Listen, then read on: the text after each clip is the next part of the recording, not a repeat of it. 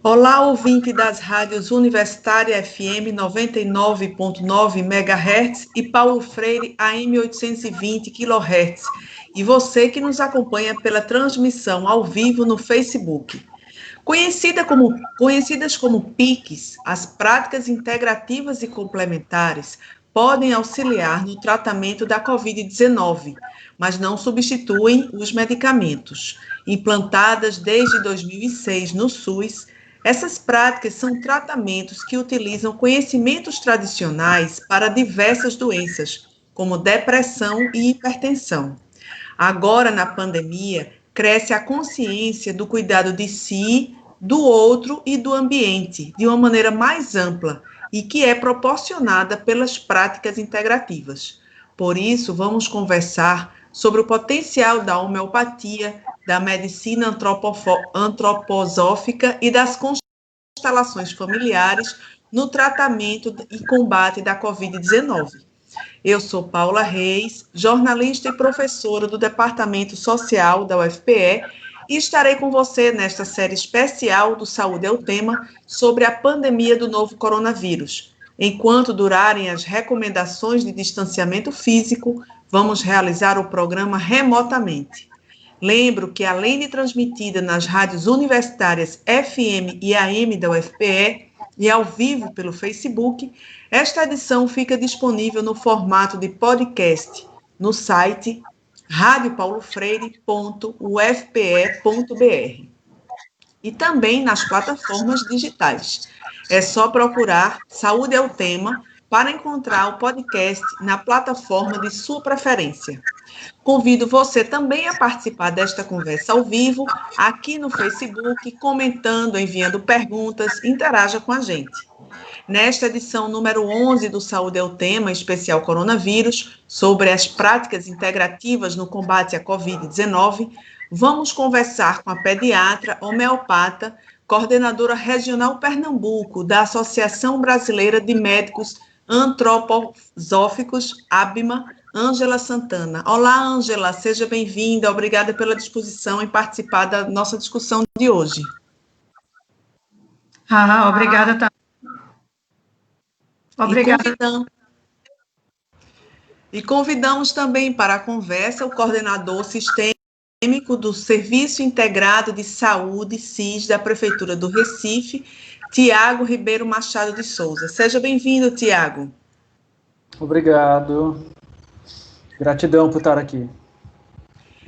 Bom, acho que a gente pode começar perguntando assim, apesar do SUS oferecer 29 práticas integrativas, né? Muitas delas são desconhecidas ainda da população.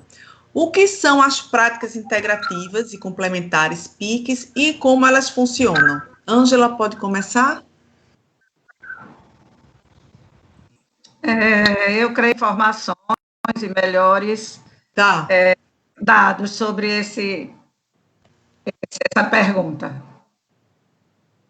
Então, Tiago começa e depois Ângela já fala da medicina antroposófica, ok? Zófica. Ok. Então, as práticas, só corrigindo, eu não sou o coordenador, né, eu sou integrante da equipe. Né, nós temos um coordenador da Política Municipal de Práticas Integrativas, que é o Nicolas Augusto, e nós temos 2 gerentes de 2 unidades de cuidados integrais de saúde. Uma é a professor Guilherme Abá, né, que fica no hipódromo, e a outra é o SIS, que é o Serviço Integrado de Saúde, que fica ali no Engenho do Meio, que o responsável pelo gerenciamento da Guilherme Abá é a Vera, né, e pelo SIS, no Engenho do Meio, é o Jarbas Nunes. Eu faço parte da equipe do SIS, faço parte da equipe e já fui também coordenador da política municipal.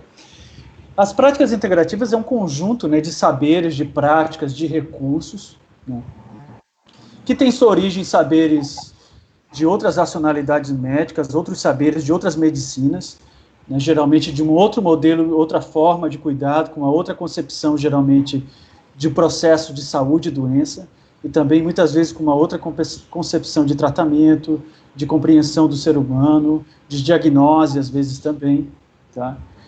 E ela é um conjunto de saberes, de práticas e recursos, bem heterogêneo, porque hoje, na nossa política nacional de práticas integrativas, nós temos um conjunto, hoje em dia, de 29 práticas que são ofertadas, mas o que elas têm em comum é o fato de ofertarem cuidados e práticas a partir de um outro modelo, né, um outro modelo de cuidado e de compreensão do ser humano. Elas não entram, como o próprio nome diz, elas não entram,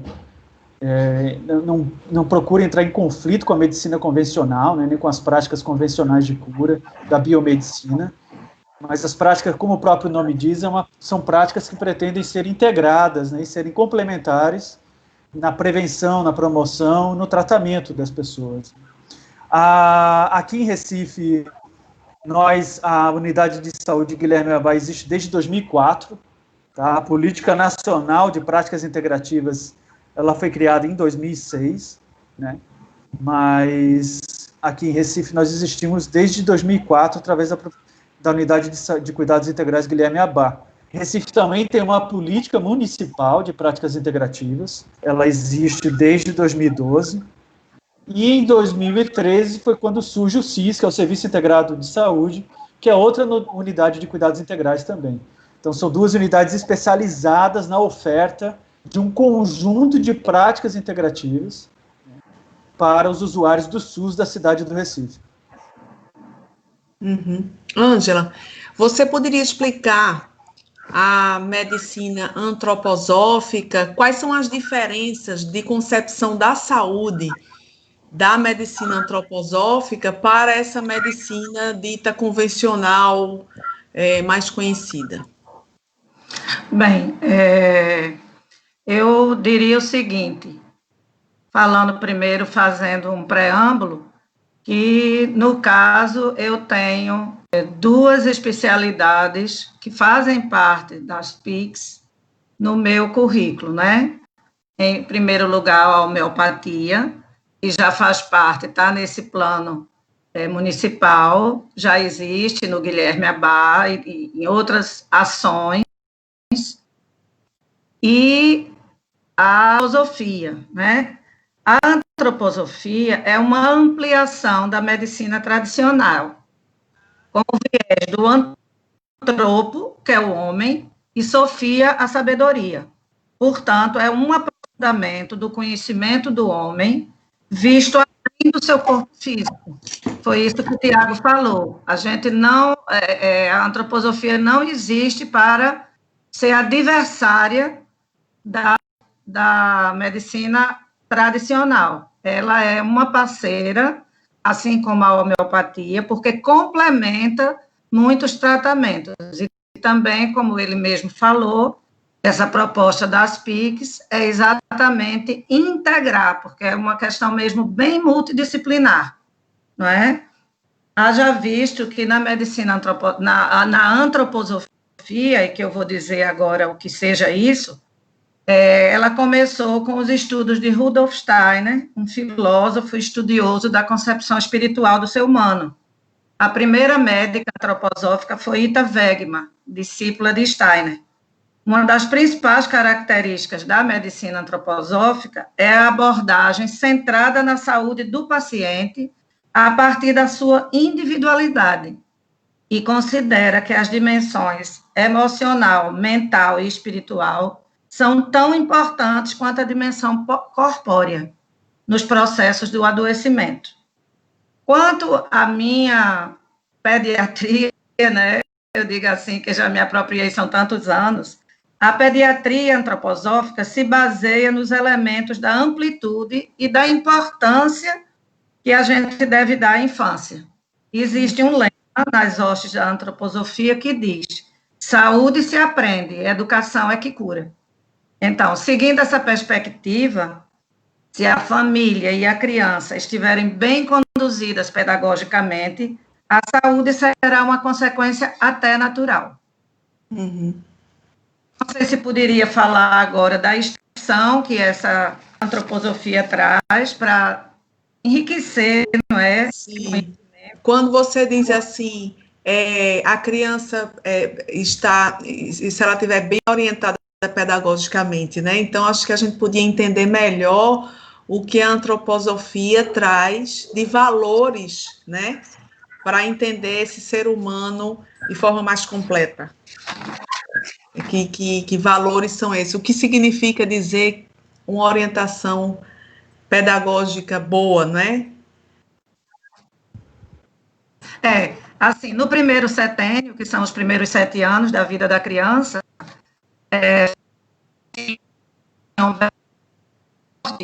Steiner dizia que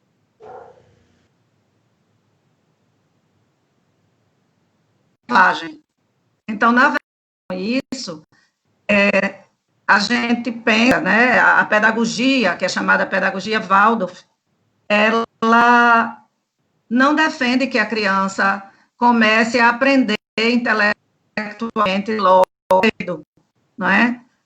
As crianças devem ficar livres, ter um brincar livre, pular, saltar, descobrir coisas, mexer. Então, ajudar, por exemplo, na escola, eles fazem uma réplica de uma casa. Então, eles ajudam a fazer o pão, ele põe as bonecas para dormir, eles mesmos podem dormir durante o período, vivenciando aquilo que eles mais fazem, que é imitar nesse primeiro setênio, de 0 a 7 anos. Então, a criança realmente deve ficar bem livre e não ser sobrecarregada de conhecimentos precocemente, entende? Então, isso para a gente é muito importante. Eu queria apenas citar como a antroposofia se estruturou na sociedade e procurando trazer benefícios em várias áreas do conhecimento. Então, a gente tem, além da parte médica e da pedagogia, temos as terapias artísticas, as terapias externas, que envolvem massagens, enfaixamentos, escalda-pés, e que isso é basicamente um instrumento de trabalho da enfermagem antropológica, também é uma coisa assim muito bonita, assim, no toque, né, no toque discreto, muito tato. Por exemplo, a criança que rói unha, a gente deve, assim, fazer várias coisas, mas uma delas é orientar os pais que abracem muito, que peguem muito, que, sabe, é o tato, eles precisam do tato, fazer massagem na sola do pé, nas panturrilhas, brincar, agarrar.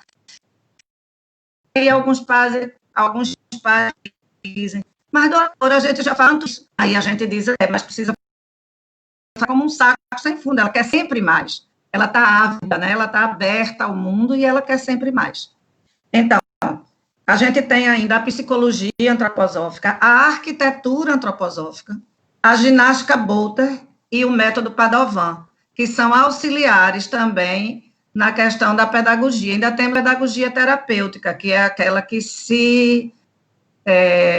ela escolhe aquelas crianças com dificuldades, desde aqueles muito debilitados, assim, com paralisia cerebral e tal, como pequenas dificuldades no mundo de hoje, a pedagogia terapêutica também alcança.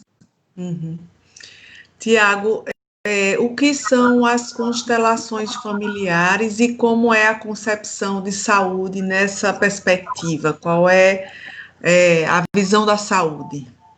Perfeito. Veja, a constelação familiar é um método terapêutico, né, que foi desenvolvido por um alemão chamado Bert Hellinger. Esse alemão ele faleceu no ano passado, já aos seus 94 anos, e continuava trabalhando até essa idade. E foi desenvolvido ao longo da vida dele essa abordagem, que é uma abordagem que ela inclui elementos, né, de uma compreensão sistêmica e fenomenológica das relações humanas.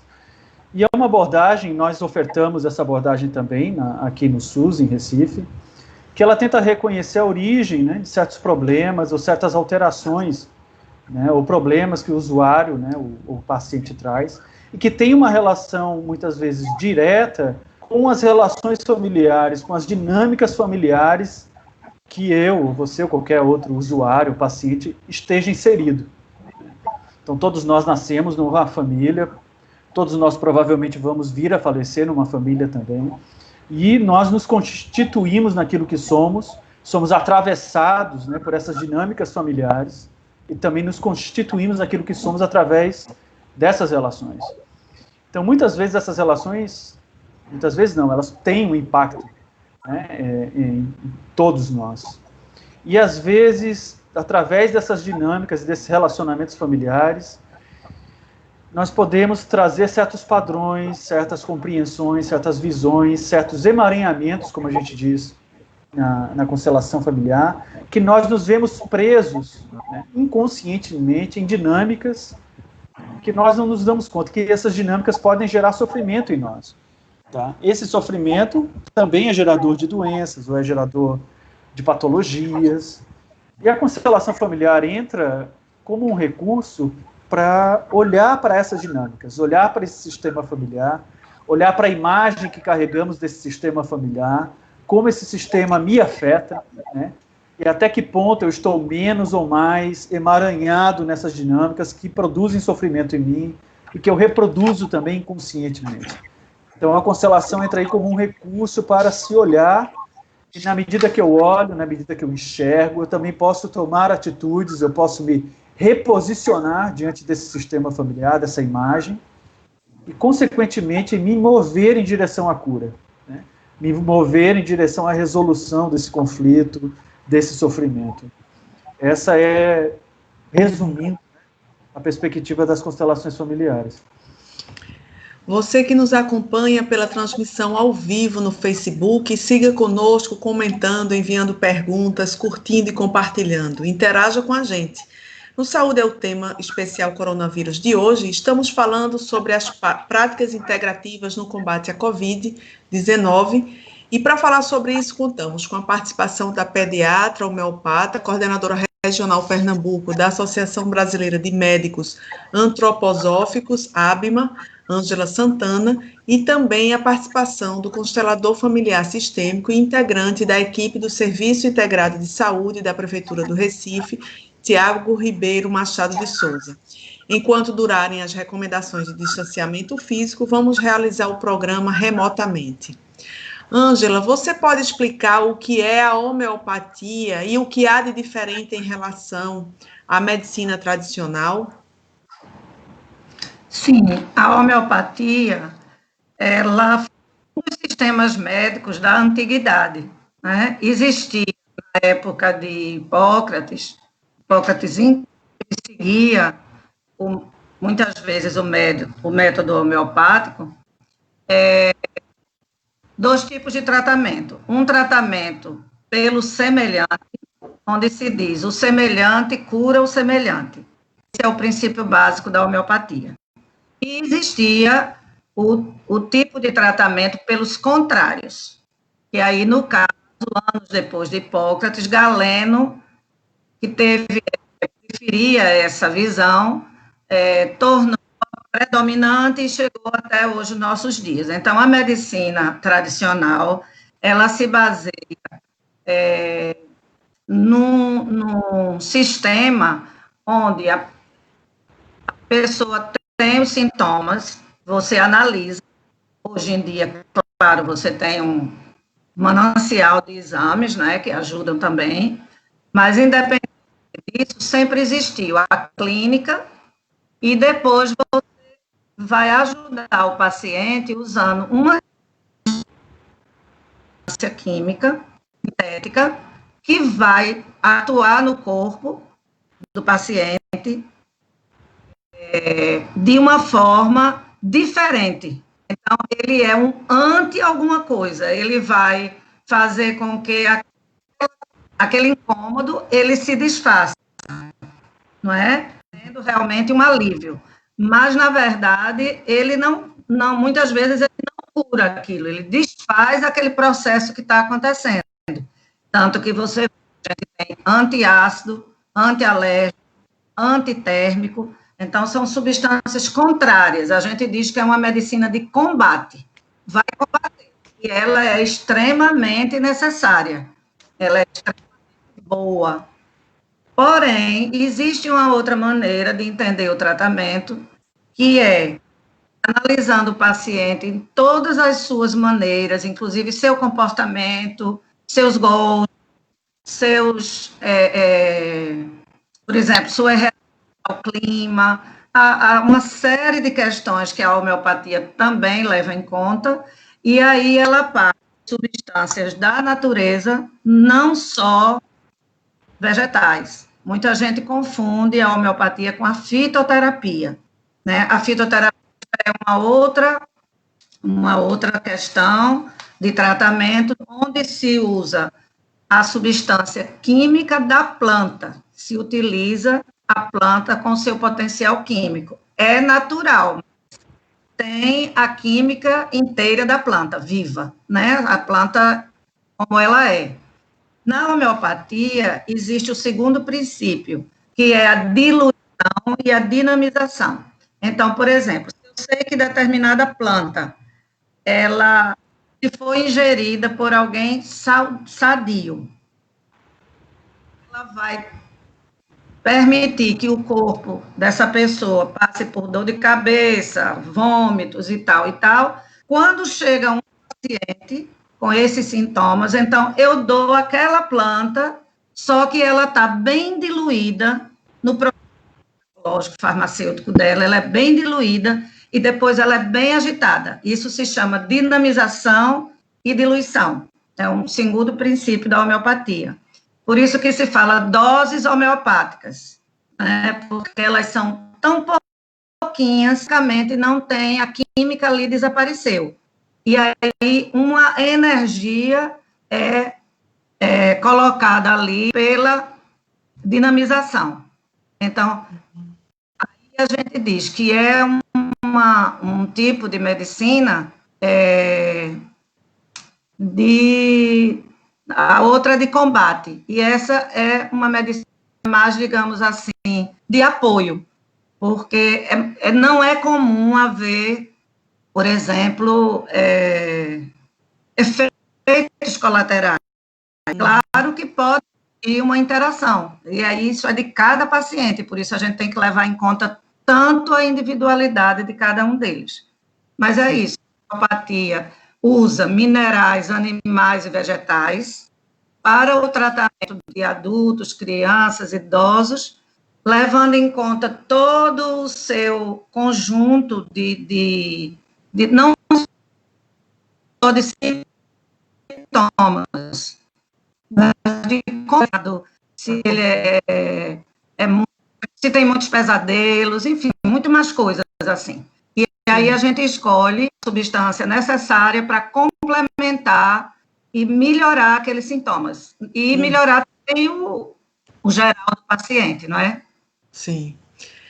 Tiago, agora entrando no assunto da Covid-19, né? O que nós já sabemos até o momento sobre a relação entre as PICs e o combate à Covid-19? O que é que já tem sido feito e que tem resultados satisfatórios? Olha, o que existem são pesquisas em andamento, né? Inclusive avaliando isso pela Associação Brasileira de Saúde Coletiva, outras instituições, estudando, né, a participação e a utilização das práticas integrativas no combate à Covid-19. Eu acho que agora a gente pode entender também como é que as práticas integrativas se inserem nesse contexto de pandemia, né? Sim. Porque o combate à Covid-19 inclui também todo esse impacto, né, físico e mental que está gerando na sociedade dessa pandemia. Né? Então, o grau de ansiedade, o grau de medo, né, o luto, tudo isso é uma questão que envolve todos nós, dificuldades financeiras. As práticas integrativas, ela é muito heterogênea, então ela tem diversos recursos e práticas para serem utilizados. Então, você pode utilizar as práticas integrativas tanto numa tentativa de diminuir seu grau de ansiedade, diminuir seu grau de medo, dormir melhor, como atividade física também.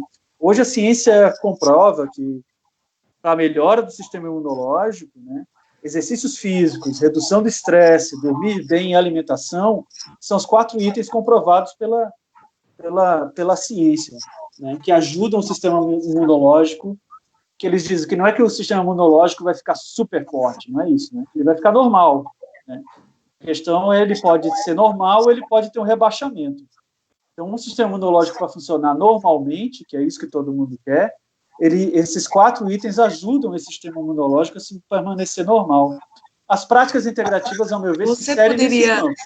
Licença, você poderia repetir, Tiago, esses 4 itens que eu acho que é importantíssimo, né? Porque muito tem se falado na necessidade de se fortalecer a imunidade nesse tempo de pandemia, né? Como forma até da pessoa, se for contaminada, enfrentar melhor a doença, sem maiores complicações. Então, quais são esses 4 itens, por favor? São exercícios físicos, redução do estresse, né? E a gente pode incluir ansiedade, medo, essas emoções, né, que todos nós sentimos. Dormir bem, né, e alimentação. São os 4 itens, hoje em dia, que a ciência comprova que são pilares, né, de um sistema imunológico funcionando bem. Então, as práticas integrativas se inserem nesse campo. Assim, um conjunto de práticas e recursos que nós temos para você se exercitar melhor, para você reduzir seu grau de estresse, para você dormir bem, para você se alimentar bem, está tudo lá. Então, uma nutrição balanceada, rica, práticas que podem te ajudar a relaxar e a dormir melhor, práticas que te ajudam a diminuir o estresse, práticas que são exercícios físicos, como a yoga, né, como a bioenergética, como atividades físicas, né, que você pode fazer. Para o estresse, meditação também. A gente tem práticas como biodança, como bioenergética, que eu acabei de citar, como Tai Chi Chuan, como meditação, a própria constelação também. Então, são práticas de respiração e de meditação que te ajudam a manejar melhor a situação que todos nós estamos vivendo, não é? Claro que existem aquilo que a gente chama como como foi bem explicado anteriormente a mim, existem as medicinas também, os sistemas médicos mais complexos que são diferentes da medicina ocidental. Que você tem a medicina antroposófica, você tem a medicina ayurvédica, você tem a medicina chinesa, que elas em si mesmas compõem uma compreensão diferente do processo de saúde de doença. E qual é a diagnose, qual é o tratamento que deve ser ofertado. E elas em si mesmas já possuem um repertório de práticas, né, e técnicas também para serem utilizadas. Então, a fitoterapia também, cada uma delas, muitas vezes, não estou falando da antroposófica, mas a medicina ayurvédica, a medicina chinesa, possui também uma fitoterapia que é utilizada, né? A medicina chinesa possui também um conjunto de atividades físicas, possui a acupuntura, que é o mais reconhecido hoje em dia. A medicina ayurvédica é composta pelas suas massoterapias, né? Por óleos, por uma fitoterapia, por uma alimentação também, uma dietética própria dela também, que ajuda em todo esse processo. Eu acho que tudo isso ajuda no combate ao que nós estamos vivendo, né? Ou para o manejo adequado daquilo que todos nós estamos vivendo, e esse manejo adequado fortalece o sistema imunológico de todos nós. Ângela, que outras orientações você pode dar aí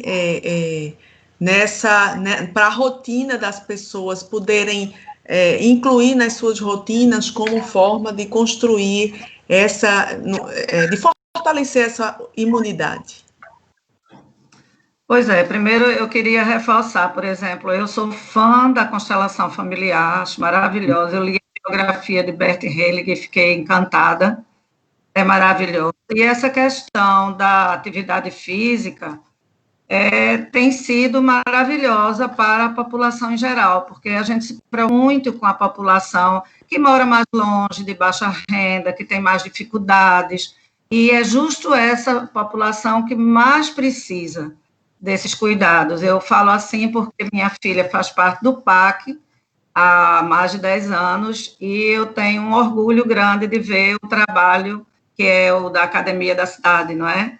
E tanto antes como agora, durante a pandemia, eles estão constantemente aplicando aulas remotas para que o pessoal principalmente os idosos, né, possam se movimentar, e tudo isso produz quase milagres na vida das pessoas.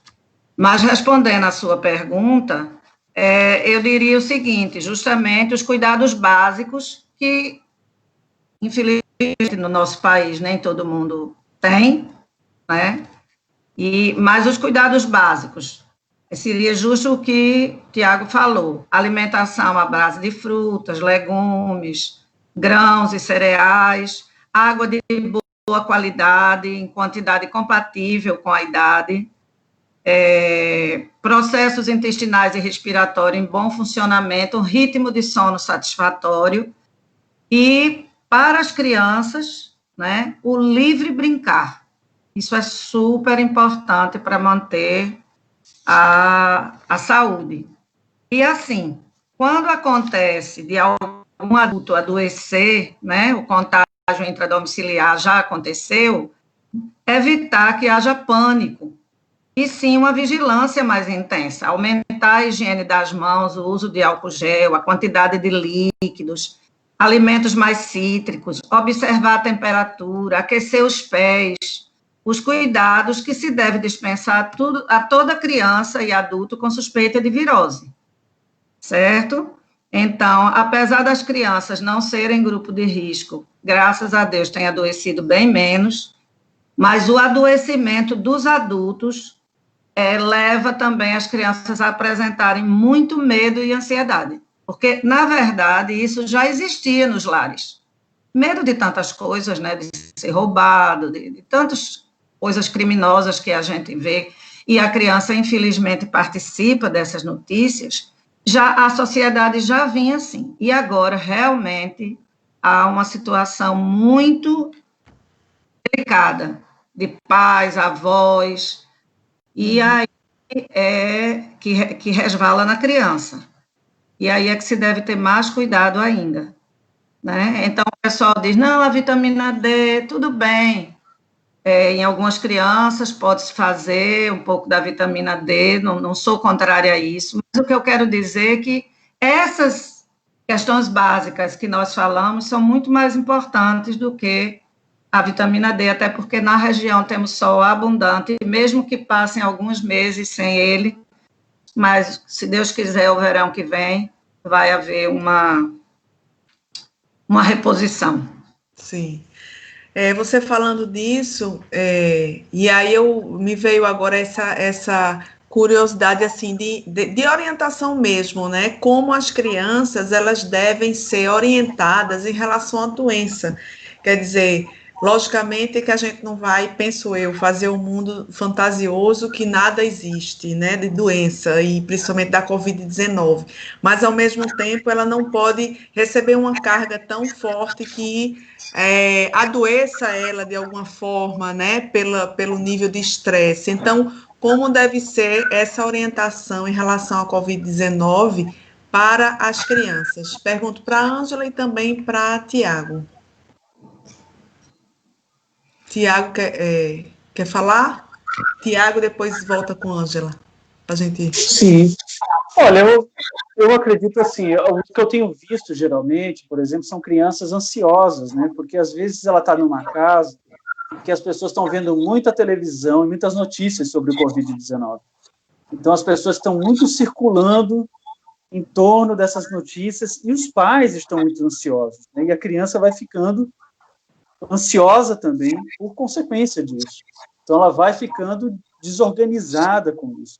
Ela vai se envolvendo, vai centralizando a vida em torno daquelas notícias, em torno do medo, em torno da ansiedade, em torno da não resolutividade, né, de tudo aquilo que está acontecendo. Como nossa amiga falou, eu acho que o livre brincar para a criança é estritamente necessário. Né? Poder descer, poder ver... Claro, a gente está entrando numa fase agora da pandemia que pelo menos aqui em Pernambuco, parece que os números estão se abrandando, né, que algumas coisas estão se abrindo, alguns lugares já está permitindo uma ida. Mas eu acredito que diminuir esse acesso a tanta informação, se os pais conseguem se colocar num lugar de diminuir a sua própria ansiedade e seus próprios medos, né, e conseguir fazer práticas, ou seja respirações, atividades físicas, seja dormir melhor, se alimentar melhor, tudo aquilo que a gente está falando aqui, né, isso já tem um efeito nas crianças, porque ele próprio já está manejando essa situação melhor e não está conduzindo, muitas vezes, seus filhos a lidarem o tempo todo com esse tipo de informação, porque se a gente está o tempo todo ofertando a informação de medo, de ansiedade para as crianças, é como a mensagem, tipo, meu pai pode morrer, eu posso morrer, minha avó pode morrer, as pessoas vão morrer. Isso vai ficando na fantasia infantil. É poder estabelecer também momentos com a criança que sejam momentos outros, que não é só se falar de Covid, de doença e de morte. É contar uma história, pode ser uma história de livro, pode ser uma história da nossa própria vida, é rir juntos, é ver um desenho junto, é ver um filme juntos, é ouvir uma música juntos, se não pode descer, se não pode brincar. Tudo isso, né? Que é o universo lúdico da criança. Ângela? Eu tenho, inclusive, atendido crianças com síndrome do pânico, os maiores, assim, 9 anos, 10 anos, não é? Uma criança, inclusive, que ouviu a conversa e a mãe, onde eles falavam que o pai era do grupo de risco.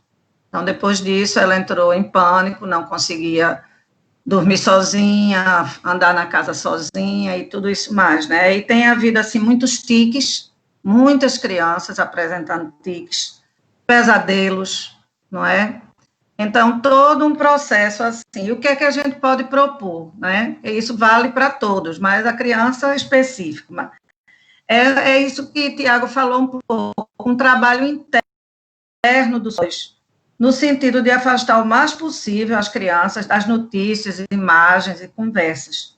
Não ficar explicando fatos nos detalhes à criança. Muitas vezes a criança não tem, isso acontece independente de doença, mas hoje em dia a educação é muito plasmada em questões assim, que se dá explicações muito intelectuais à criança, a criança fica confusa, muitas vezes não tem idade para compreender, e entrar em detalhes, buscar através dos textos clássicos, orações, os próprios pais também se interessarem para trazer inspiração e força para através do período de provação, que é um fenômeno mundial, não é?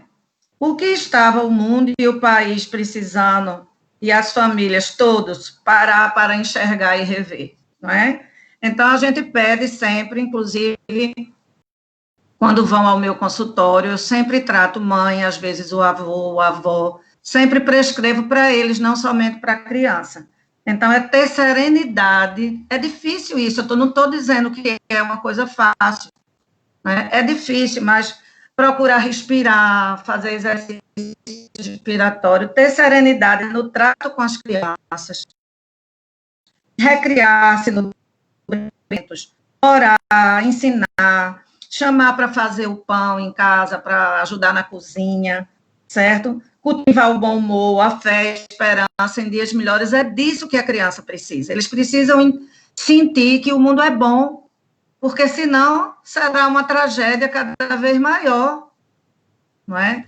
Se eles se tornarem adultos tão transtornados, tão cheios de medo. Então, a gente deve se superar, avós, pais, cuidadores, de um modo geral, professores, a gente deve se superar, trazer a visão de que o mundo é bom, pelo menos até 7, 8 anos. Depois a criança já começa a ter um certo entendimento, se pode conversar mais um pouquinho, mas nunca aprofundar.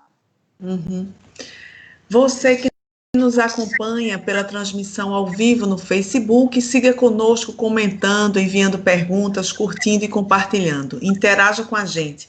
No Saúde é o Tema Especial Coronavírus de hoje, estamos falando sobre as PICs, Práticas Integrativas e Complementares, no combate à Covid-19.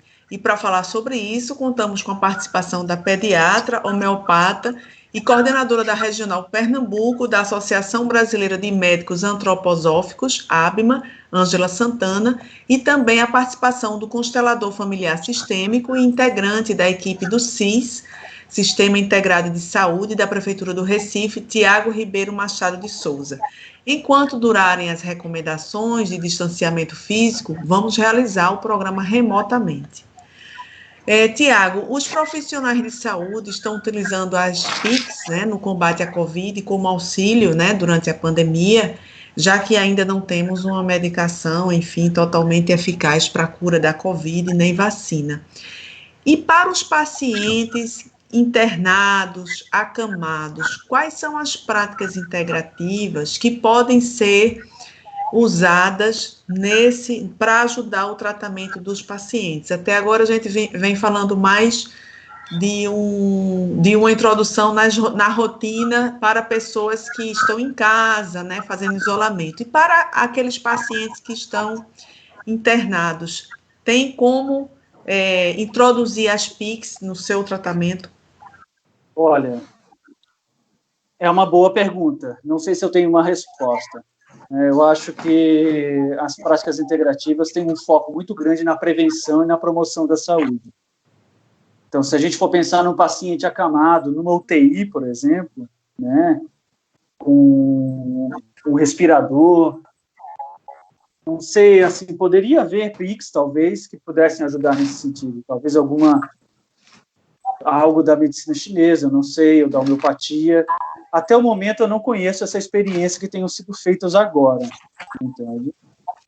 Eu penso que, claro que há muitos estágios, né, de pacientes internados. Tem aqueles que estão apenas na enfermaria também, né, que não estão utilizando respiradores, nem nada desse tipo. Eu já imagino que num espaço como esse você possa utilizar meditação, você pode utilizar, algumas pessoas trabalham com imposição de mãos, de reiki, algumas pessoas trabalham com hipnoterapia, processo que seja mais de respiração, relaxamento, visualização, de meditação, que possa ajudar essa pessoa a ultrapassar esse momento que ela está vivendo de uma maneira melhor. Uhum. Possa ajudá-la nesse processo. Se existe alguma prática integrativa que possa ser usada numa UTI, eu desconheço até o momento. Uhum. Ângela, sim. Ângela, e na medicina antroposófica e na própria homeopatia, como os médicos decidem, já tem experiências de uso para comprar o tratamento até de pacientes internados?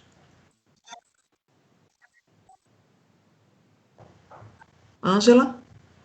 Em relação... Isso é muito incipiente. Diga, pode falar. Não, ok, é porque tava sem som, é assim mesmo, programa feito remotamente, nas condições que nós temos, acontecem essas falhas técnicas, mas pode falar, querida. Eu li bem. Veja, eu sei que na Europa há vários, principalmente na Alemanha, na Suíça, vários hospitais prototipados de práticas antroposóficas. Porém, aqui no Brasil,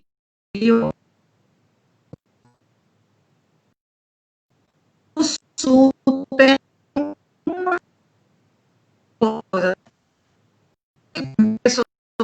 pelo menos Paulo, que existe uma anta maravilhosa que é complementar, e a radioterapia, e esse paciente pode tomar até venosamente, pelo sangue venoso, e às vezes se faz em Belo Horizonte, mas são coisas bem incipientes, até porque a medicina tradicional, ela tem muita desconfiança, ela não conhece, também não tem mais dificuldade. O som está cortando.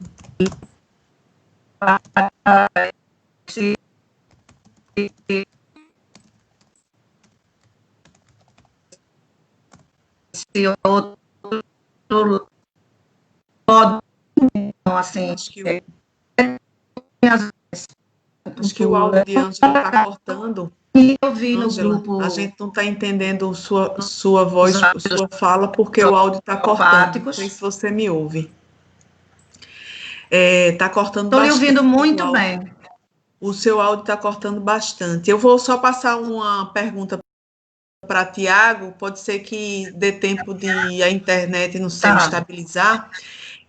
Tiago, eu gostaria de saber sobre o SIS, né? Já que está com o serviço presencial interrompido devido à pandemia, mas vocês estão contribuindo com o projeto Recife Integrativo, né? Que disponibiliza informações e videoaulas de yoga, meditação, pilates e várias outras práticas integrativas para o cuidado da saúde em casa.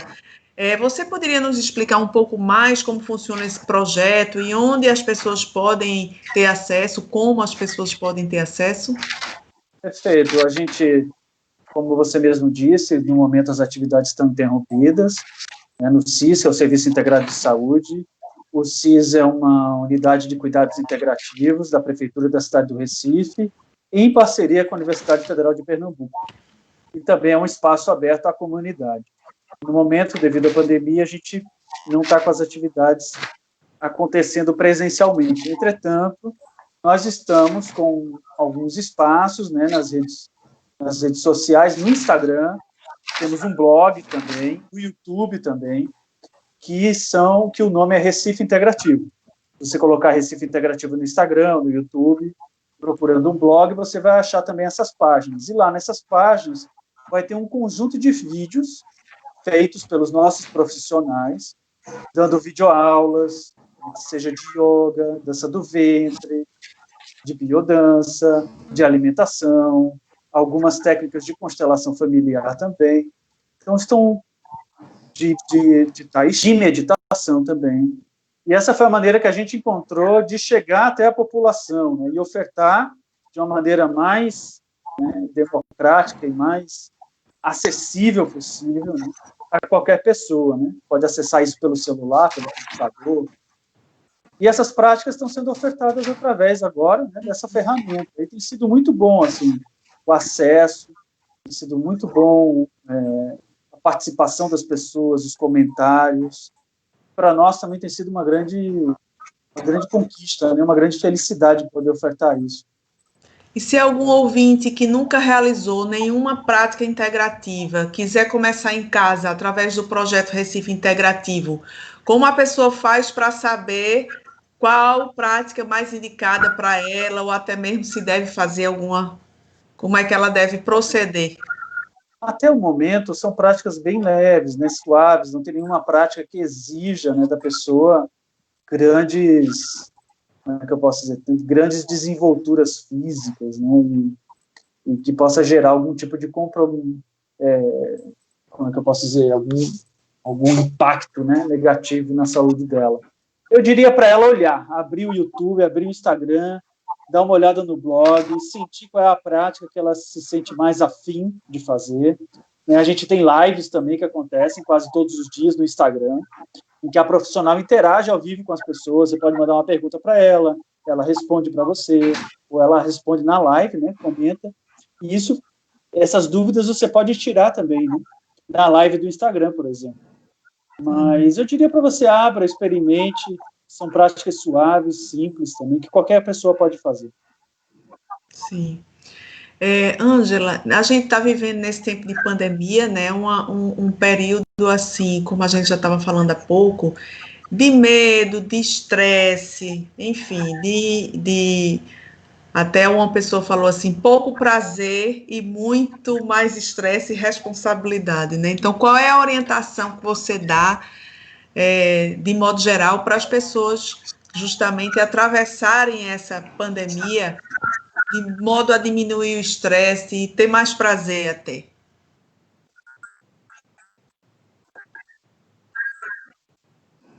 Olha, de um modo geral, assim, uma proposta para aqueles casos leves, né?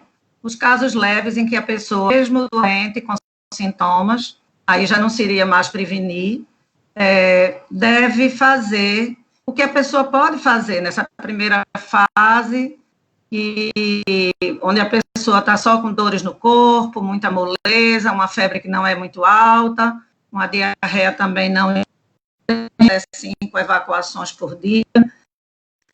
Então, a gente tem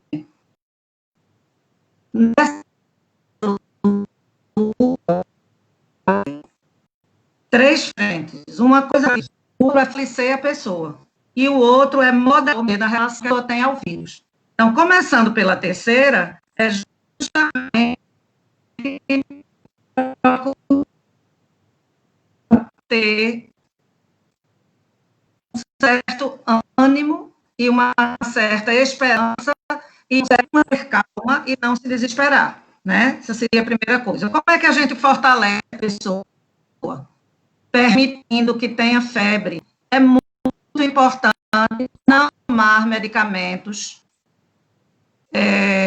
não tomar medicamentos químicos ao menor sinal de febre. Isso é válido tanto para as crianças que ainda estão formando o seu imunológico. Está havendo um problema aí, Eu continuo ouvindo bem todo mundo. O seu áudio está bem estável, cortando. A gente pegou que você orienta que quando a pessoa tiver febre, espere um pouco, não deve tomar um antitérmico logo, né? Esperar um pouco. Eu estou só repetindo, porque pode ser que tenha cortado para o ouvinte, né? Acho que essa foi a primeira orientação. Aí tem mais duas, são 3 orientações que você está falando, não é isso? Né? Então, o aquecimento é uma das formas de ajudar a combater o vírus, né? Então, por exemplo, vem a dor de cabeça. O que é que você deve fazer? Você esfria a cabeça, aquece os membros inferiores. Põe uma compressa morna nos pés, ou fazer escalda-pés, aquela situação em que se põe a água na bacia bem quente, se coloca os pés e fica ali aguardando, até você depois enxugar os pés, dar um pouco de um óleo de camomila, de qualquer outra coisa, e calçar uma meia, e se deitar. E isso somente já dá uma diminuída na dor de cabeça. Mas fazer uma compressa fria na cabeça e na horas do dia aquecer mais, hora dos dias diminuir a quentura que vem para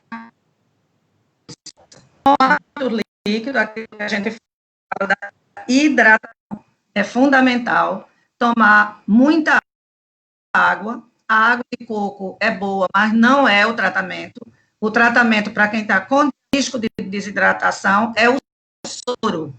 Fazer aquele caseiro ou mesmo o comprado em farmácia.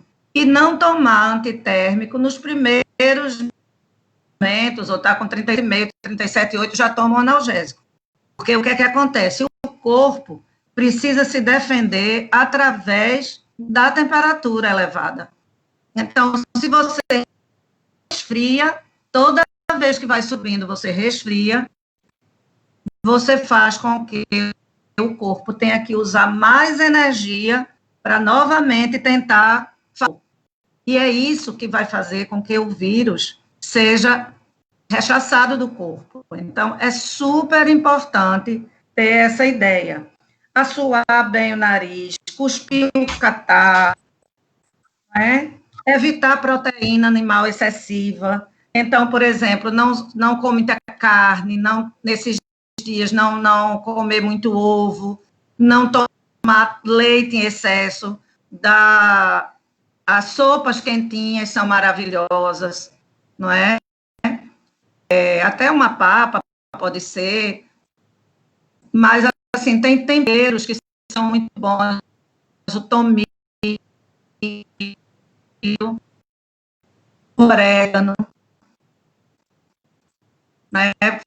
Fazer uma sopa, uma coisa assim, tá? Fazer gargarejos, então fazer gargarejos com alecrim, hortelã, certo? Crão, vinagre. Então, tudo isso ajuda o corpo a se organizar melhor e reagir ao vírus. Então, é esse tipo de orientação que a gente gostaria dar isso tanto para adultos quanto para crianças, tá certo? A gente está no programa e, antes de encerrar, eu gostaria de passar a palavra para cada um de vocês para fazer breves considerações finais, exatamente, enfim, que mensagem é importante, né, deixar para o ouvinte nesse período agora para enfrentar a pandemia. Tiago?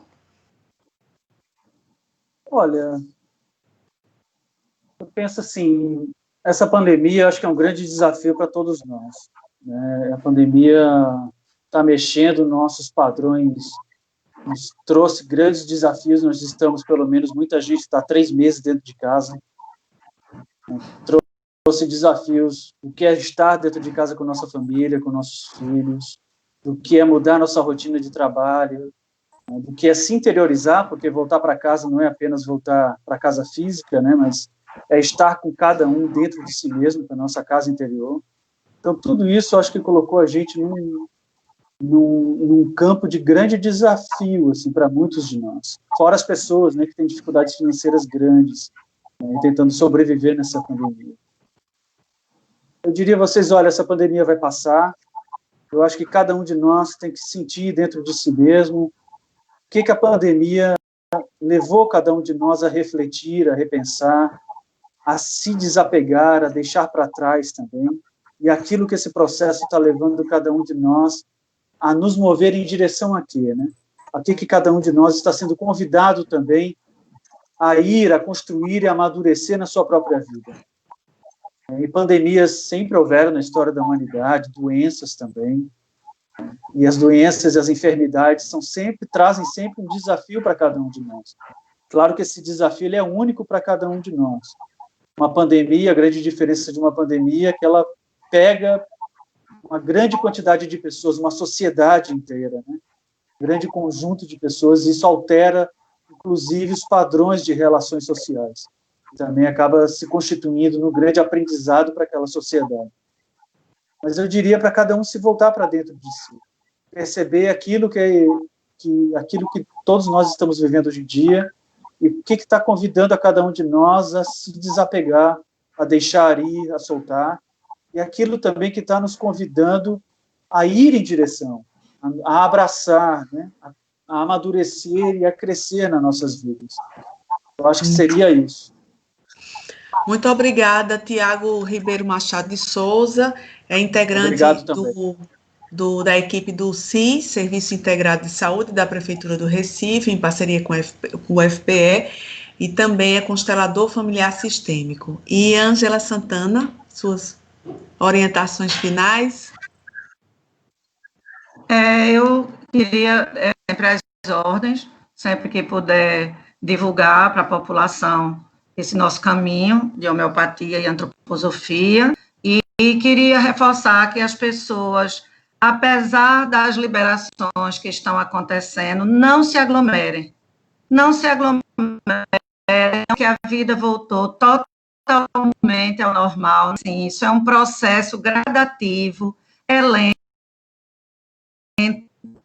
Então, usem máscara, não aglomerem, não saiam todo mundo, tudo como era antes, do mesmo jeito. Se protejam, porque provavelmente ainda teremos várias repercussões ao longo do tempo dessa pandemia. E, ao mesmo tempo, quando se sentirem ansiosos, lembre que existe um elemento aí tão importante dado pelo SUS, pelas práticas integrativas. Procure se inscrever nesses canais de yoga,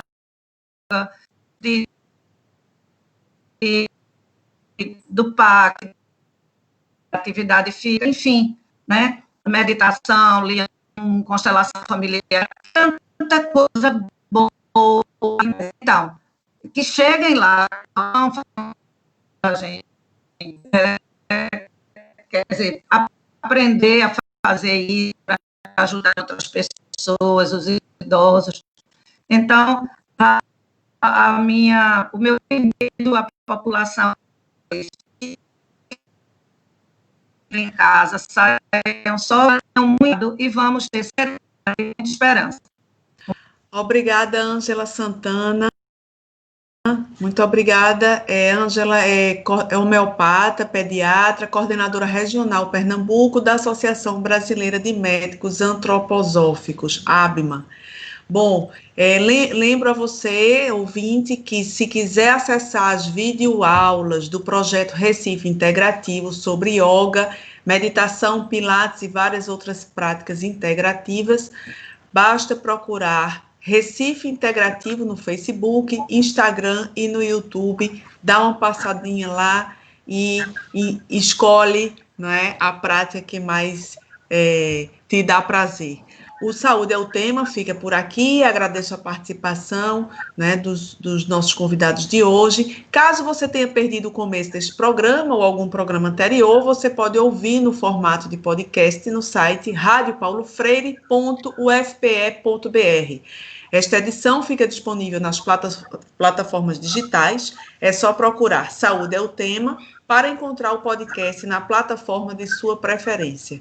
A produção do programa foi minha, Paula Reis, junto com a professora Ana Veloso, roteiro dos estudantes da UFPE, Carla Nogueira, do curso de Comunicação Social do Centro Acadêmico do Agreste, e William Araújo, de Jornalismo. Nas redes sociais, os estudantes da UFPE, Lucas Dantas e Mariá, de Rádio, TV e Internet, e Ana Sofia Ramos e Letícia Gabriela, de Publicidade e Propaganda, sob a orientação da professora Cecília Almeida. Coordenação de transmissão e streaming, Catarina Apolônio. Tchau e até o próximo Saúde é o Tema.